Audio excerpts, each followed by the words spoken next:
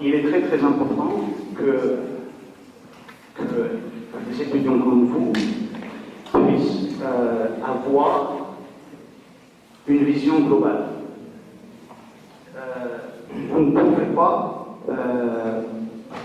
avoir juste une vision très métro de ce qu'on vous apprend à l'école.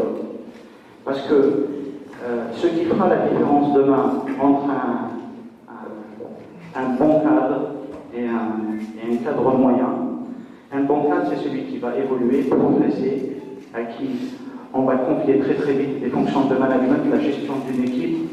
C'est justement ses capacités à communiquer, c'est sa culture, c'est son approche globale, des problèmes. Alors, pour des ingénieurs comme vous, il y a plusieurs avenirs possibles. Alors, vous pouvez travailler pour des compagnies publiques, pour des compagnies privées. Vous pouvez créer vos propres compagnies. Donc, l'idée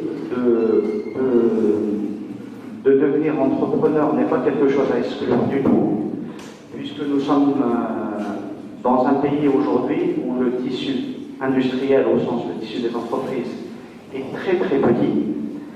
Et aujourd'hui, l'initiative personnelle ou l'idée géniale peut être très rémunératrice et peut trouver une très très grande réussite en Algérie. Si on doit comparer notre pays à d'autres pays européens très développés,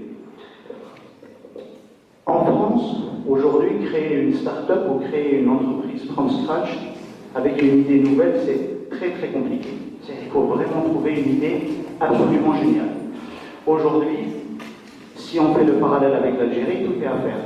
Et vu que tout est à faire, l'entrepreneuriat a toute sa place. Voilà.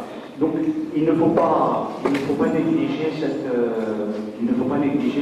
cette idée. Et puis, sinon, vous pouvez travailler, comme je le disais il y a 2 minutes, dans des grandes entreprises, publiques ou privées. Essayez, au moment où vous allez faire vos choix professionnels, de ne pas vous enfermer dans votre spécialisation, ça serait une bêtise. Si je prends un système que je connais bien, le système français des grandes écoles d'ingénieurs,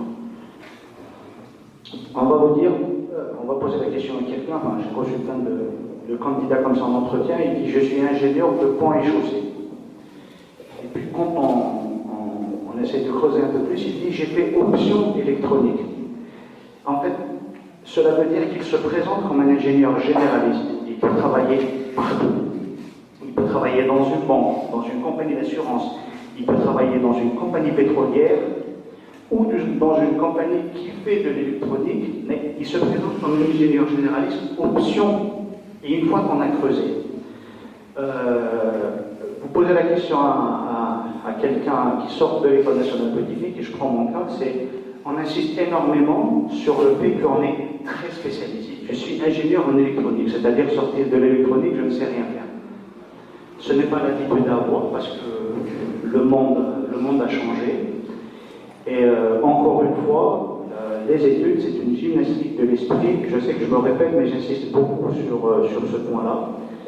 J'ai reçu, quand je travaillais à l'époque où j'étais à Paris, j'ai reçu pas mal d'étudiants algériens qui venaient des universités algériennes, des 3e cycles, et qui postulaient pour des stages et autres.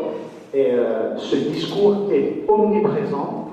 Et donc, pour essayer de les convaincre de sortir de ce discours-là, c'est pas quelque chose de facile.